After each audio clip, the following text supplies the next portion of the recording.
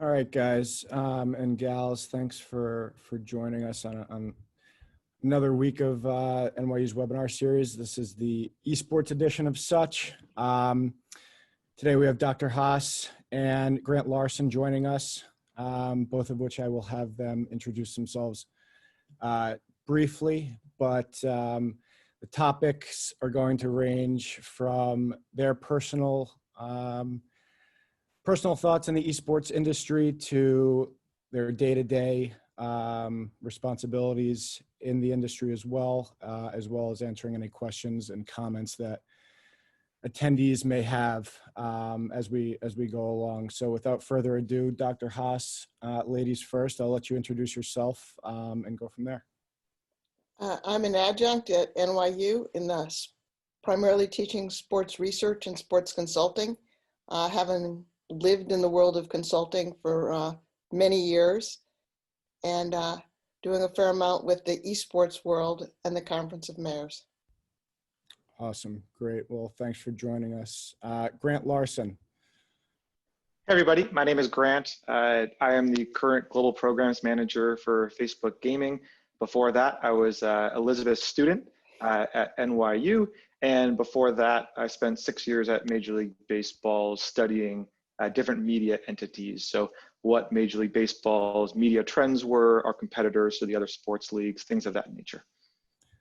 Awesome. Great. And I'm John and Ben, both students at the Tisch Institute, as well as Dr. Daniel Kelly, who is the academic dean of the Institute as well. So without further ado, I'd like to just open it up in a conversation format and just discuss with both of you your experience in esports, given kind of the juvenile nature of it, and what kind of got you interested and what piqued your interest in wanting to associate yourselves with the industry? Elizabeth, if you wanted to start, I'm happy to jump in after. There were a couple of things. I'm an outside consultant coming to sports management and really trying to understand where there are opportunities and changes. Esports was just really beginning to take off. 15 years, it started 20 years ago, but it was really beginning to be something that mattered. And I thought that it would be a phenomenal place to spend some time. I was also working with the Conference of Mayors with Professor Eagle, and a lot of mayors wanted help with esports. They understood sports, but they didn't really understand esports. So for me, I think one of the foundational components by which as I progress in my career that I'm thinking about is I'm making a big bet on live engaging content. And so when I went to work for Major League Baseball, sports is definitely one of those live engaging contents. And so if you look at the kind of declining TV viewership over the years, there's kind of two segments that are relatively protected, live news and live sports. Other than that, we've definitely seen a massive shift. And that was part of my job at Major League Baseball, was understanding those shifts and those declines in viewership outside of sports, but also within sports, and which demographics were affected most. Ironically, one of the things that I saw was the youngest demographics. So the future of our society were declining at the fastest rate, even within sports. And so that really got me looking into what else is out there as far as alternative, live, engaging pieces of content for folks to go explore and or to expose themselves with, especially when you talk about declining pay TV numbers. And so for the first time, we have generations growing up, I guess, either getting educated and or entertained through YouTube and TikTok, as opposed to the Disney Channel and or other traditional television ways. So I then went to NYU to better understand the media landscape, and that's when I fully understood the opportunity within gaming. So everything I'm talking about with as far as like declining TV metrics and whatnot, especially for younger demographics or accelerated within younger demographics, is the exact opposite in gaming. The future of our society is choosing to spend a lot of time and resources in the gaming ecosystem, and esports is one component of that. Right. No, that's very helpful. I mean, at least for someone like me who is more familiar with traditional sports and, you know, the revenue strategies that are associated with traditional sports, popularity amongst different demographics. Esports is relatively new to me. For someone who considers themselves somewhat of an expert in the sports industry, I couldn't really provide an educational conversation or touch points on esports, which is why it's so interesting. I think that it's somewhat of a new landscape for a lot of people, and the potential is relatively untapped. So I think now, given the current climate where traditional sports and sports as people generally know it are on pause, has that created more traction in the esports landscape, given that virtual element that you've touched on? Yeah, I think there's a lot to unpack there. I think you know, one of the things that's exciting about esports is the potential, and that you spoke to that. Just to give you some numbers, esports is typically used synonymously with gaming video, but just to give some more perspective, esports is a small percentage of the total time spent watching gaming video online. When it's a small percentage, it's less than 20% year over year for the last few years. So I think what's exciting and most exciting about esports is, to your point, John, there's limitless potential, especially when you see how much time is spent watching gaming video overall.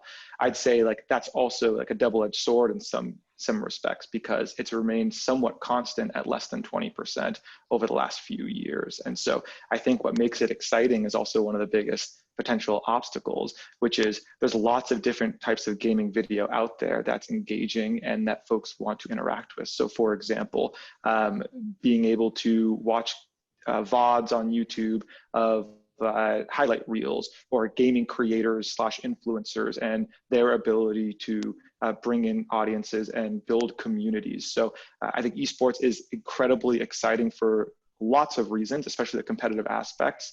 But I think that upside that you talk about is both an obstacle, but also a huge opportunity. I also think at the moment with the COVID crisis, there was a tipping point that happened. Right. That I think is real. And that's really, traditional brands have become very thirsty for esports. And it was really demonstrated. It's been demonstrated like in spades over the last 2 weeks. On August 4th, this new game, The Fall Guy, was introduced. And it just came out, it was popular. And they decided they were going to create almost an auction for a brand. So tell us how much money you'll spend. We're going to give it to this cause, and I'll come back to the cause in a second. And your brand can be a shirt or something on one of our crazy characters. So the first bid was $20,000. 2 days into it, they were at $130,000.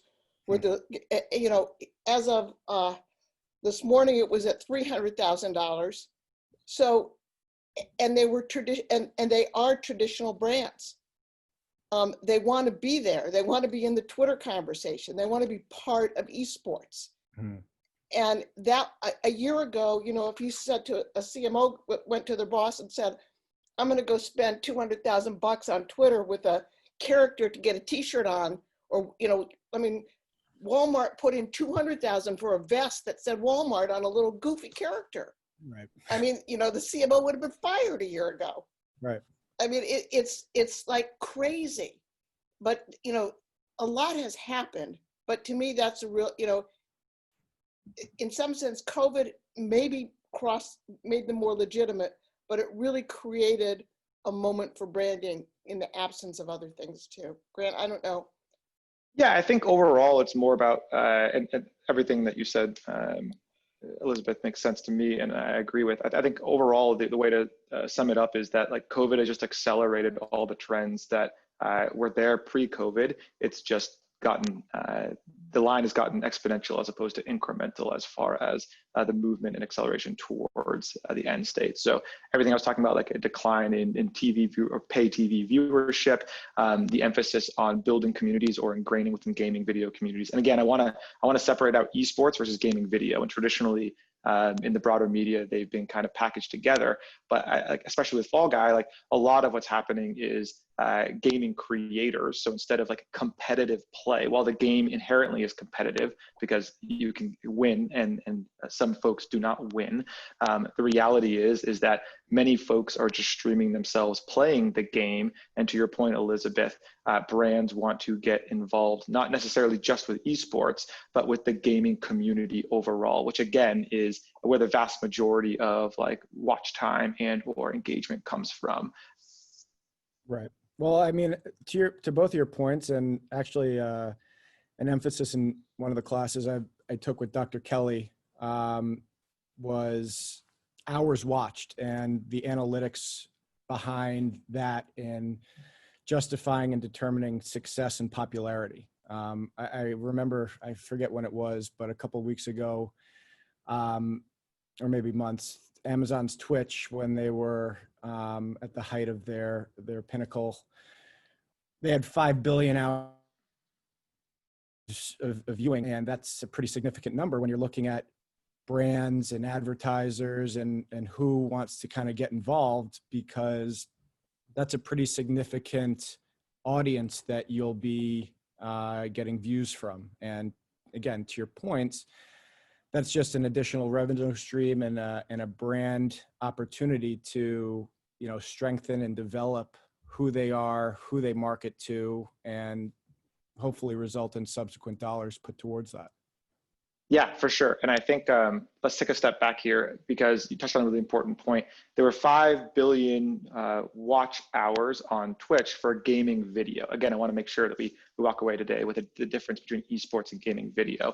Part of gaming video and part of the Twitch watch hours was a section called Just Chatting, where traditional gaming creators may just interact with their community and have like a Q&A session or a one-on-one engagement session, for example, just chatting with their followers as opposed to actually playing gameplay and folks watching it. But all encompassed up, obviously a huge growth. So from the first quarter to second quarter, COVID having a significant impact on all of our businesses, but from Twitch in general, a 50% growth or over 50% growth from first quarter to second quarter. So to get to that 5 billion hours, we're talking about a 50% growth from the first to second quarter, this is happening in real time. This is not something that's like bubbling up incrementally. We're talking about massive steps in overall watch time industry wide. But to your point, the Twitch numbers obviously are very large. Right. I think we have a question in the queue. Ben, if you want to just prop that. Sure. Thank you, John. All right. So we have a question for you, Grant. So having transitioned from baseball that lives natively in person, transitioning into the esports space that natively lives digitally, what have you seen and what are your thoughts on both sides attempting to transition to the areas that, aren't so native to them? Yeah, that's a really good question. And I think the short answer, there's a long answer, but the short answer is we're learning as we do it. Like COVID, no one could have understood or realized how long this would take, the real impact. But again, I think it's really about like accelerating pre-COVID trends. So in the sports realm, one of the trends that you saw was stadiums removing seats and having more, hangout areas and or standing room areas. So it's much more about community and the game is more happening on the side as opposed to the main event, which is potentially meeting up with friends and or enjoying the atmosphere of the game as opposed to the intensity of the competition day in and day out.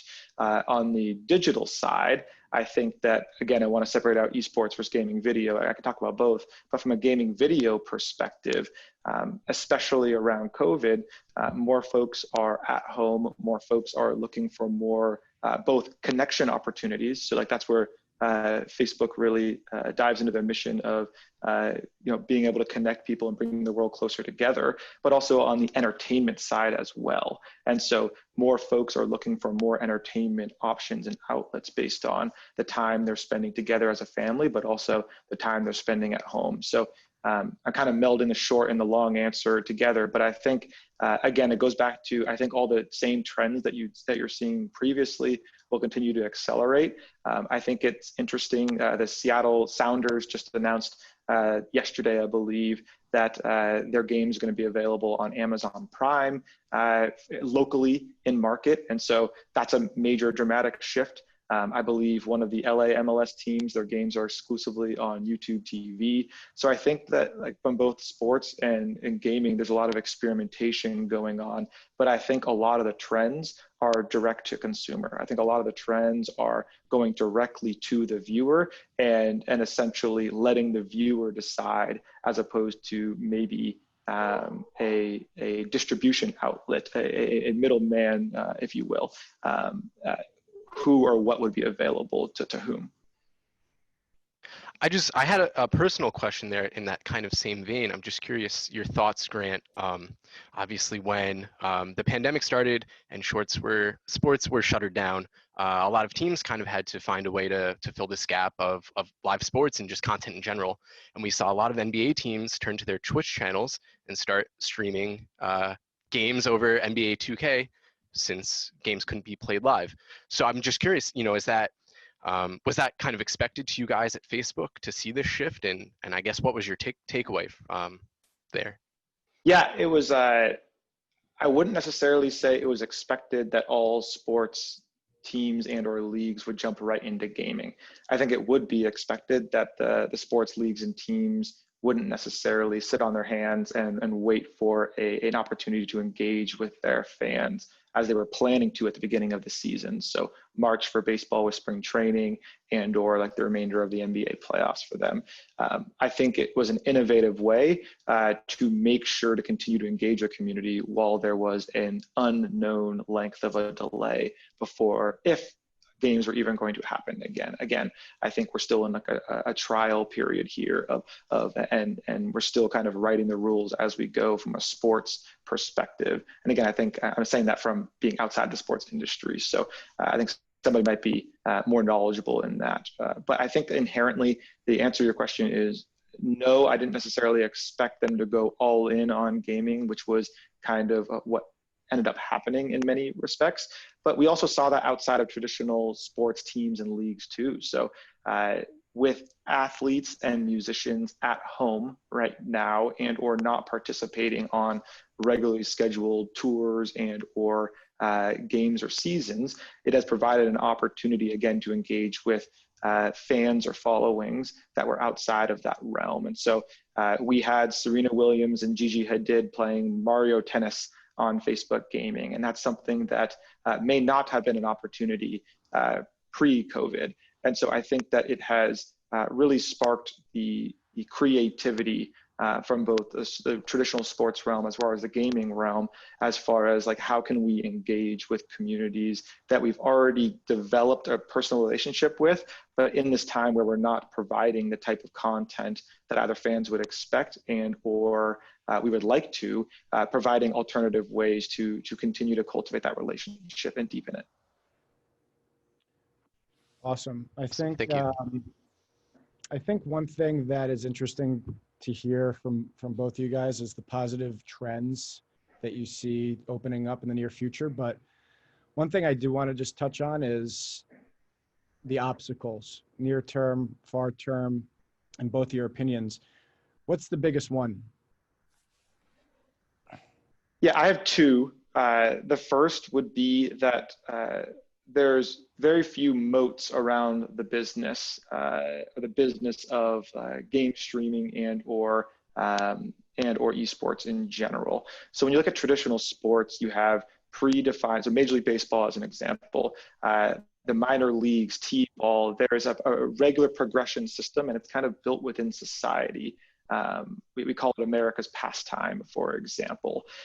From a gaming standpoint, the popular game can change year to year. So 4 years ago, Overwatch was incredibly popular. PUBG was incredibly popular 3 years ago. Fortnite came onto the scene over 2 years ago. Call of Duty right now, and Elizabeth just mentioned another game coming out to immense popularity. So I think the fact that there's a lack of ability to create a moat around the entity and or the IP is very difficult as far as being able to say like this game is going to be popular for the next 10, 20, 30 years. So Grand Theft Auto 5 is still a very popular game to live stream, for example. And that came out in 2013. But there's plenty of examples of games that came out in the last 6 months to 2 years that may not be as popular as they were on launch date.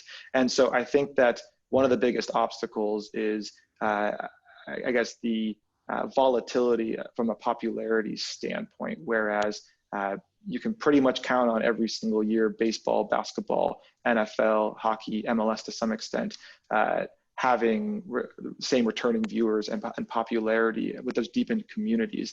But I think, again, this goes back to like accelerated trends. When you look 100 years ago, the most popular sports were boxing, baseball, and horse racing, two of which I would not consider right now to be in the top four as far as most popular sports. And so I think what you're seeing is just things are developing and pivoting at a faster rate within gaming, but it's the same thing. So for example, we talk about declining TV viewership numbers in sports, especially in the younger demographics. That doesn't necessarily mean tomorrow a sport might not be popular, but you can be sure that all of those sports leagues are trying to figure out how do we make sure to engage with that next generation to ensure that we are still a fabric of society, or we woven into the fabric of society for the next 100 years. My own sense is my own sense of a barrier is there's kind of a social cult around much of gaming that they're never going to pay $2,000 for a box seat. It's the sport for everybody, and how you bridge the social and the economic and make them work together is a challenge, I think, to kind of figure out as it tries to scale. I don't know if you're feeling that, Grant, at all, but. Yeah, I think you're touching on another thing I was going to talk about it most likely for another question, which is kind of the free to play component. And so there are barriers to entry to watching sports events right now. Either you need pay TV, so to get your regional sports network and or ESPN, for example, like you must go through a pay TV provider, and or the attending sports games are becoming more and more expensive. One of the trends you're seeing in gaming right now is the free to play mentality. And so the games themselves are free. So whether you look at the Call of Duties of the world or the Fortnites of the world, the games themselves to play are free, but they're making revenue through in-game purchases. So skins are one way to make money, meaning like to Elizabeth's point earlier, like different t-shirts or apparel in the game. So I think again, what you're seeing is just accelerated trends, but I think that the accessibility of gaming has been a key component of growth. There's no doubt in my belief that gaming would not have risen in popularity to the extent that it has if it was not, accessibility was not a key component of that. That's great. I think obviously revenue is a big kicker for a lot of companies within the esports landscape, and those looking to enter the esports landscape.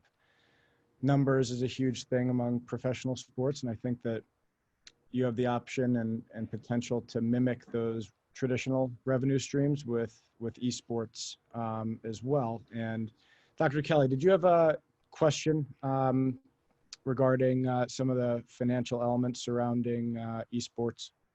Yes, it's a two-part question. I think earlier in the summer, when the NBA lockdown first happened due to COVID, and the NBA had the NBA 2K tournament, which was won by Devin Booker. Do you foresee other kinds of partnerships like that in the future for Facebook Gaming or for the gaming industry to partner with the professional sport leagues? And then secondly, your inferences about the financials with the free to play. Do you see business development opportunities in the future as well increasing, since it's pretty much, you still have access to the game, but then you choose for the extra tokens and extra statuses you get from the pay items? Yeah, I'd say there's no easy answer here. The short answer is yes, anything's possible. I think Madden, for example, I remember growing up, dating myself and aging myself, but I remember growing up watching Madden tournaments on ESPN back in the late 90s. But I think that there's a real component here to ultimately the community decides what's successful here. There's no way to say this would be a perfect esport or this is going to be a successful esport. Ultimately, like, the community decides whether something's going to be successful or not. So I think what you're seeing is a lot of experimentation. I think what you're seeing is a lot of traditional sports entities and brands, as Elizabeth pointed to, wanting to get involved in the gaming space and setting aside potentially R&D budgets in order to experiment and see what's possible. I think what makes it a little more complex are the IP rights. So the NBA has to go through and work with, like, the 2K for the NBA 2K League, for example. They're not able to just do this on their own, especially if they want to make rights fees for potential broadcast rights. So I think there's a third party involved here, which are the gaming developers.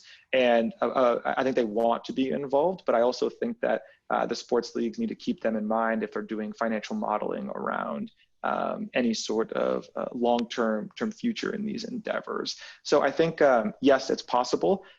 What I'd say is that anytime there's an alternative, so for example, when you are watching the Call of Duty League, there's very few alternatives to watching the Call of Duty League from an IP standpoint. But if you're watching the NBA 2K League and the NBA playoffs are the same time, for example, you're making a conscious choice to not watch the in real life NBA game and to watch the NBA 2K version of the game. And so I'm not necessarily saying that's the right or wrong trade-off. I'm more saying I think they have competition in itself, which is the in real life component being a valid option there. And I think that it's a lot to ask for fans to be involved in both the day-to-day fandom of the in real life team, but also the day-to-day digital fandom with the digital entity set up. So I'm not necessarily saying it can't happen. Like, I think everything we saw over the last few months has been encouraging, but I do think that there are potential things to consider if we're saying that this is going to be a viable route long-term. Okay. I think there's an important distinction / opportunity here between sports and esports. When I think about Twitch chat, it really revolutionized the way the viewer consumes content. I'm not just watching it, I'm part of a group. I'm talking to them. And I'm not just watching it, I'm watching the pro and I'm turning on another screen and copying him and playing at the same time. So I'm watching, I'm living, I'm chatting, I'm communing. It's all one in the esports world. Now there's pardon? No, sorry, go ahead, Elizabeth, please.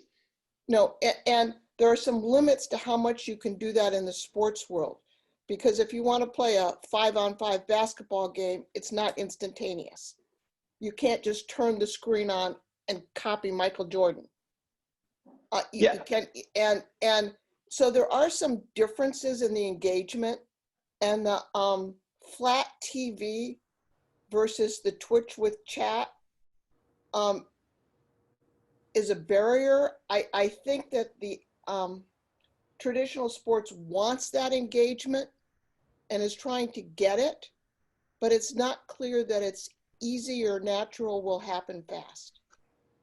Yeah, and you're touching on a really important component and kind of a barrier to entry for sports in this realm, which is the accessibility of the stars. So if you go on Twitch today or you go on Facebook Gaming today, again, I want to make sure we differentiate between esports and gaming videos. So if you go watch live gaming video on Facebook today. So I'm a streamer and I'm playing a game and I am live streaming it and you are in the chat. you have the ability to either ask me questions, you have the ability to send me money, subscribe to my channel, meaning that you're agreeing to pay a certain amount each month to get exclusive content, for example, above and beyond the live streams. And there's a high likelihood that that gaming creator is going to engage with you, meaning answer your question, meaning to have some back and forth with the chat. And that's not something that traditional sports is set up for. So the literally equivalent is if you're watching CBS and you were able to tweet something and Tom Brady's taking a snap, but looks into the camera and says, like, hey, Grant, thanks for tuning in today. Really appreciate you coming out. What's my favorite pizza? Pepperoni. Like, that would never happen in a million years. But you can do that today on Twitch. You can do that today on YouTube. You can do that today on Facebook Gaming, which is you can connect on a personal level, an emotional level with these gaming creators in the live gaming ecosystem. And that's something that accessibility, I don't see being scalable from a sports realm. There's no doubt that these sports entities could set up like live streaming components where there's Q&As or FAQs or Ask Me Anythings, for example, where the sports stars become more accessible. And we kind of see that in autograph sessions. We kind of see that at fan fests, for example. Again, I tend to use Major League Baseball analogies and examples based on my history there. But I think in reality, it's the accessibility that really differentiates the gaming community with its stars versus the stars of the traditional sports leagues and their fans. That's a great perspective. And I think actually Dr. Eagle brings up a good point, actually a question I was going to ask myself, but he asked, what will it take for traditional sports to integrate elements that are almost inherent to esports and gaming? So for example, mic'd ball players are an experiment in MLB, but part of esports. So what are your thoughts as to the next steps of integrating elements like that? Yeah, I think you're seeing sports leagues starting to take those steps. So whether it's jersey patches or mic players or things of that nature, I think you're seeing sports leagues start to go into areas that were previously kind of untouchable. You have to also remember, though, that the sports leagues, there's another party involved. It's not just the sports league and the viewer. There are players associations and unions involved, meaning like these are negotiations that happen. And so to be able to do things like mic up players, you need to involve the players union, and presumably there's some compensation accordingly happening. And so I think like one of the barriers to entry would be like making sure everyone's on the same page. But another barrier to entry there for traditional sports tends to be the speed at which folks might want to change might not necessarily happen. So you look on gaming video side, and again, I want to separate esports and gaming video. You look on the gaming video side, a creator today on Twitch, a creator today on Facebook Gaming can say, you know what, today I want to try something new. I want to do something totally crazy, and I'm going to try and invent a new way for me to engage with my chat. I'm going to put a poll up in the chat today, and I'm going to let them decide what game I play. I'm going to let them decide if I get to use a certain kind of weapon or not in the game. I let them decide if I'm going to take X, Y, or Z action. That's something that they could do on their own anytime that they want. But I think inherently, and rightfully so, the players unions potentially have some legitimate questions about like, why are we doing this? And I think like player data, for example, we talk about gambling in sports. We talk about NFL having chips in the shoulder pads during practices. It's kind of like, what is that data going to be used for, and how is it going to be used? And if it's going to be used potentially for gambling purposes, is there an opportunity for players to get a piece of that revenue if they're providing that data? So I think part of the barriers is cultural norms. This is the way that we've done it for X number of years, and it's difficult to put in exponential change as opposed to incremental. You remember the pitch clock in baseball, that was a big deal, and it took multiple years of negotiations, and they had to test it out in both spring training and the minor leagues well before it was adopted in Major League Baseball. Now a pitch clock seems kind of silly now, but like you think about baseball now, we're talking about 7-inning games for double headers. We're talking about we're talking about other things in baseball and in other sports where maybe 5 years ago it would have been crazy, but now you're saying limiting number of pitching changes. Like there's discussions now that are happening to make those changes that the leadership at those leagues believe are necessary in order to have an engaging piece of content for years to come. But I think like there are inherent barriers to getting those done and getting those done quickly, and all for the right reasons. I'm not in no way criticizing them. One other thing I think we've talked about, Grant, is that it's an entertainment, not just a sport, and that there's a skill to entertainment. I mean, I think part of what happened when the NBA 2K went on, the reason they didn't get the fans they wanted was they weren't out there entertaining. Whereas when the NASCAR did it, they got older, retired NASCAR drivers to entertain the audience and engage with them in a different way. So it's also a skill set that's a little bit different that, that Facebook helps create on aspiring gamers. Yeah, I can't speak to the individual like viewership numbers and or success of individual things, but I think inherently, if you try and do the exact same thing that you're doing on the field, for example, on Twitch or Facebook or any other distribution avenue, you may not be successful. It's more about like, are you prepared to conform to the norms that are already established within the gaming industry? And so I think where folks might find a lack of success is if they say, hey, we found this kind of content and or success on linear television, let's just port that over to digital and we can expect the same results. That's not the way it works. It's really about, have you really done the legwork and the relationship building and the community building necessary within the gaming community to see those results? And so, again, I can't speak to the success or not of individual activities, but what I can say is that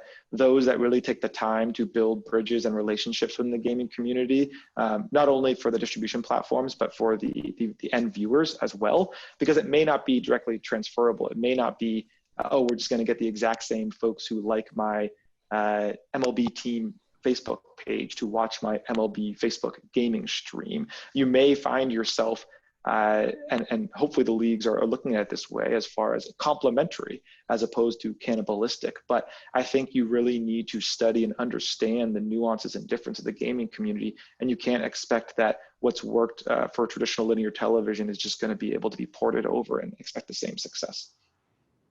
Right. Yeah, no, it seems like it's much more of a 3D experience in terms of checking the engagement boxes with as it relates to the consumers. Definitely interesting. Ben, did we have a couple questions that relate to some of the topics we touched on? Yeah. So first of all, we talked about brand integration into the sports sector, like right off the jump. So we have a question here for Elizabeth and Grant. What's been an interesting example of brand integration in the gaming landscape? A successful example that you can maybe speak to. Yeah, I think the most obvious one for me would be Red Bull's work in the gaming space. So they've done a lot of work in the past of sponsoring X Games, action sports, for example. And so gaming would seemingly be, and they rightfully so, identified as an area of opportunity for them to get in. But you have to remember, they didn't come in hot during COVID and just say, this is something we want to be involved in because I saw a report that gaming is big with millennials or Gen Z. Like, they've been involved in the gaming space for years now.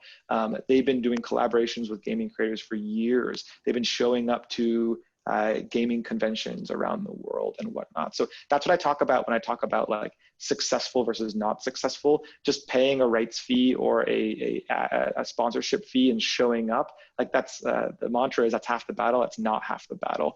I think authentic, and this is something Elizabeth and I have talked about a lot, like authenticity is huge in the gaming community. And so again, like you can't just say this is going to be successful. You really have to be authentic, and it needs to make a lot of sense for the partnership to work together. So another thing that comes to my mind is veterans orgs for the military, partnering with the Call of Duty Endowment Fund, things of like that, like raising money for charitable endeavors that have a really synonymous relationship with the game that they're choosing to partner with. So like if the ASPCA decides to partner with a game, like I think it's really important that either the creator they're partnering with or the game they're partnering with would have a really good relationship, for example. And so like off the top of my head, like ASPCA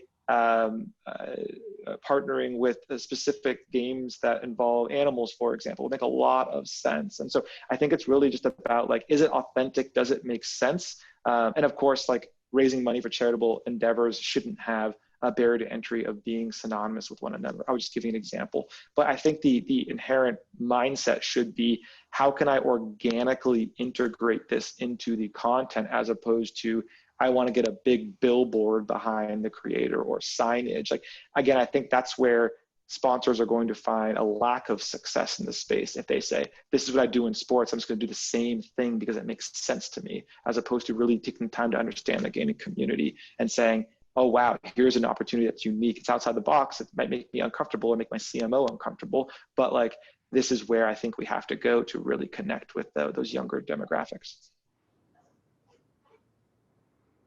Yeah, that's definitely a huge difference, right? Partnerships as it relates to traditional sports opportunities and sports properties are oftentimes who can write the biggest check. And although I do think that if you think about the sponsors at the Super Bowl and the entertainment component to it, that also exists within esports. So there is some overlap in terms of the entertainment side of this thing, as esports is moving in that direction as well. probably that's because of kind of the point that you touched on earlier, right? The entertainment, the paramount importance of entertainment plays in kind of the successful rollout or stream of a live event. So I can see where the entertainment component and entertainment properties are a little bit more synonymous with the esports industry. But yeah, I think that traditional partnerships and the roles that sponsorship plays in the esports landscape and universe is a little bit different, and it's nice to kind of see from an insider's viewpoint just how those differences result in a successful wedding of brands. Ben, did we have another one? Yeah, we had one more so far. So Grant, obviously without getting too in-depth on, your industry secrets over at Facebook, so how do you guys contend with, the other big hitters in the esports, in the gaming space? Yeah, I think the most important thing to get across in this is that we don't see it as a zero-sum game. We don't look at it as we win and someone else loses. I think that what we've identified, and in many respects, thanks to the other platforms that were very early on in this industry, is that there's significant demand out there for gaming video content. We do not believe that this is, again, a zero-sum game where we have to win and someone has to lose. So I think it's really ultimately about, like, how do you play to your strengths? How do you play to what makes you you? And like, when you go back to Facebook and what our mission is, it's to help build community and bring the world closer together. And I think like that resonates really well with exactly everything we're talking about today, which is having gaming creators having an emotional and or direct relationship with their viewers. Like, they aren't and their followers, they aren't more importantly, their communities, they aren't just a number on a concurrent viewer count at the top left corner of the screen, for example. They really truly are a part of the community. And I think a testament to that is all the work that goes on with developing those relationships outside of the live streams. So what you could do is go to Twitch or Facebook Gaming or YouTube Gaming and pull up their home screens and say, wow, this person has 30,000 people watching them. It's very impressive. But what you're not seeing on the back end is the minute they get off the stream, they're engaging with the communities online, either through Discord, TikTok, again, for Facebook gaming creators, Facebook is a great avenue for them to connect, creating groups with all their subscribers and followers in it, continuing to engage, giving them life updates, sharing more than just what's on the live stream, sharing very personal information, sharing personal triumphs, but also tragedies with them. I think it's all about like, how transparent do you want to get with your community? Because ultimately, the more of a relationship that you develop with them and the closer knit relationship you develop, ultimately, the stronger your community becomes. So I think when you, that was a very long-winded way to dance around your question. I think the short answer to your question is, ultimately, I think the platform should be playing to what makes them them, as opposed to chasing one another. And for us, it's all about giving people the power to build communities. So how do we create the right tools and mechanisms for gaming creators to connect with those communities? Perfect. And I think it kind of brings me to my next point, and lean on Elizabeth a little bit for this, given your consultant and strategy background. But for a student or for someone looking to get into esports or gaming as a potential career path, given the significant potential that you both touched on earlier, what's an advantageous step, or what's a strategy to best position themselves for success down the road in terms of potential successful career? My own sense, and Grant, comment on this if you will, is, the first thing you have to do is find a game, a real esports game that has an ecosystem with it. So, because an esports viewer will also be a player. So you have to find a game you love, and you need to, play, there's enough out there, there'll be one you love. And then as you start playing, and for me, it was Hearthstone, and I think for, whatever it is, Overwatch, COD, then you start watching the pros play and you chat with the pros. Then you find your local community, and there's a community for every game that exists, and you become part of that community. You host a watch party, or you put on a tournament, you invite people to come over, you become part of that community. Just as Grant was saying, be it on Facebook community, you become part of it. You play it, you watch it, you become part of it, then you get it. And until you do all of that, you don't get it. Right. And you have to get there to be able to talk about it and be able to deliver the kinds of things at an organization where you can really make a difference. And I do think that there's a lot you can bring from the sports world to these organizations, but you can't go in without an understanding of what it is. Yeah, to Elizabeth's point, when I was at Major League Baseball, you wouldn't imagine the amount of times that I got stopped by like family friends or folks to say like, you need to talk to my niece or nephew. You have to hire them. They love baseball. They're a huge baseball fan. But unfortunately, being a fan of something isn't good enough to make you qualify for the role. And guess what? Like those stack of resumes, everyone in there is presumably a fan and or recognizes like the opportunity or like wants to get their foot in the door. And so just like, I guess having the component of like, that would be the equivalent of applying for a Blizzard Activision job and saying like, I'm a huge fan of Call of Duty or the Call of Duty League. I think to Elizabeth's point, needs to go a lot deeper than that. And I think, look, I got lucky. Everyone gets lucky to some respect, but it's like, do you put yourself in a position to get lucky? And I think a great example would be the project that I did with Facebook Gaming as a student with NYU. Like it was all consuming for me. Like I lived, breathed, ate, slept, like nothing else mattered to me aside from like delivering something to the client that was going to actually be impactful. Here's what I didn't want to do. What I didn't want to do was just create a report to get a grade and then move on. And I'm not saying like this is the way to get a job. What I'm saying is, and I think Elizabeth said it better than what I'm alluding to right now, which is like, you really need to find something that you're passionate about. And so Gaming, for example, has connotations with what we call like AAA titles. When a lot of people talk about gaming, they think about Call of Duty, they think about Fortnite, these like big mega titles. But guess what? A lot of people who work at Facebook Gaming are casual gamers, meaning they grew up playing Snake on Nokia phones. They're playing Words with Friends. Like, gaming doesn't have to be about first-person shooters. It doesn't have to be about esports. Like, gaming isn't a huge. The gaming industry is more revenue per year than the music recording industry and the movie producing industry combined. Like, think about that for a second. There are so many opportunities in gaming and so many companies involved in gaming that I think it's less important. Much like sports, like, it's less important getting a job at the Yankees. If you wanted to get a job at the Yankees, but you really wanted to be in sales and you got a job with the Yankees in HR, like, I wouldn't necessarily say that's like a successful career path. That's not necessarily, like, you're not driving towards what you want to be doing. Like, are you ready to eat, sleep, and breathe HR? Because especially in this COVID work from home environment, the lines between personal and professional life have been blurred, and significantly more so than before. And so I think it's less about, oh, wow, there's a great opportunity in gaming, I want to be involved, a part of this rise. I think it's more about, wow, I've always been like a casual gamer or interested in gaming. Let me take a deeper dive into it. Now, what I don't want to do is discourage people from going into gaming just because they see it as a great opportunity. Like, there's definitely a rising tide lift all boats mentality in any industry.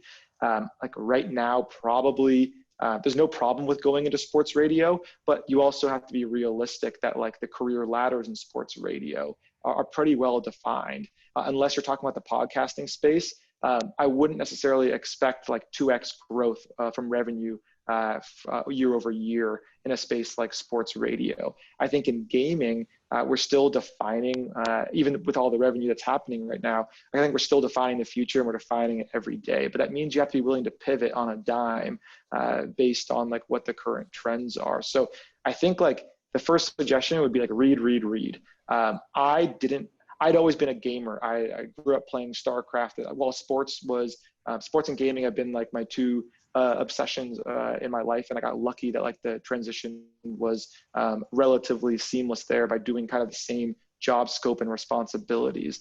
But I think like what really put me over the edge as far as true understanding was the countless hours I spent reading and understanding the market trends, and being able to prepare for going into those conversations and to talk eloquently about the business side as opposed to just like the content side and saying like, I like this is something I want to be involved in. And so I think ultimately you have to define, and this goes for any job, you have to define like, how bad do you want it? Because in that stack of resumes, even if you get to the interview stage, you have to understand that the other folks are also putting in countless hours to better understand. And I think a great litmus test would be if you're doing the deep dive and research and you're not intrigued, or you're not like passionate about, it's not page turning information for you, that's probably a bad sign. I think you really have to say, I am really ready to eat, sleep, and breathe this because I love it and I really want to wake up every day doing it, especially in a world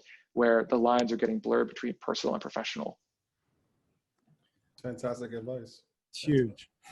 That's, I mean, I remember growing up, just personal example, as a traditional sports fan and player, there were ample opportunities to familiarize myself with sports in the form of, you know, youth leagues, school participation, mainstream media airtime, etc.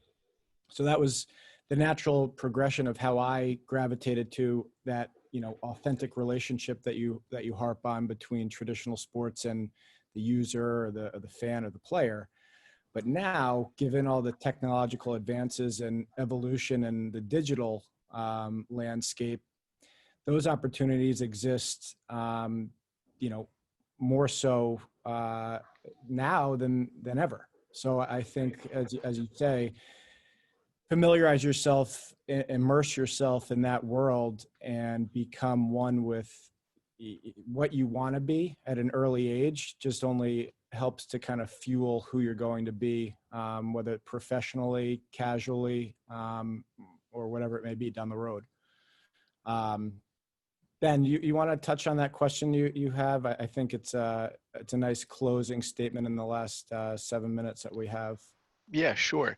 So we're kind of going more and more into this all under one bucket as far as the sports, or I'm sorry, as far as the gaming and esports sector is concerned. Sony, Microsoft, Nintendo for the longest time refused to allow crossplay between consoles, and these barriers are kind of coming down. Now we're seeing, even more so this Xbox and PC partnership, even with Fortnite phones. You can play all on the same server with any of these consoles, any phone, any PC. So as this trend is growing, and we're seeing this more and more, how do you guys think that this will affect the industry as a whole going forward? Yeah, I think this goes back to accessibility, right? This goes back to reducing the barriers to entry. And you kind of brought up a really important point in that buying a console in 10, 15 years is probably going to be a crazy concept. Like, oh wow, we all bought like $300 to $700 gaming consoles. If you go look, like I think there's a big regional component here. I want to speak personally because I don't want to assume anything else, but like I lived in a North American bubble. I'm from Seattle, Washington. I went to school at NYU for grad school. Like I had a bubble around my knowledge base. And one of the things I learned really on by reading these industry reports, and if you're interested, there are two industry kind of powerhouses in this space that offer lots of free materials online. Newzoo and Super Data are the two that you can like Google, and you can read more about like the industry reports they've put out. But there's a couple like really fascinating things that I found out early on. And the first was that just how big mobile gaming is, and for all the accolades of the big AAA titles in the US and whatnot, from a popularity standpoint, there are huge games that US consumers do not engage with that are massive in other communities. So Free Fire in Latin America, Mobile Legends out in APAC. Like there are games that you probably haven't heard of that are just massive with huge communities out there, but they're primarily based on mobile engagement and mobile audiences. And so Ben, I think one of the questions that you had was around like porting traditionally console-based games to phones, which is like a massive way to increase the accessibility, which is fantastic. But then also we need to be looking at the shift in trends. Mobile gaming has more revenue a year than PC gaming and console gaming combined. So I think it's one of those things where it's really about just digging in and understanding how can we make this more accessible to more folks.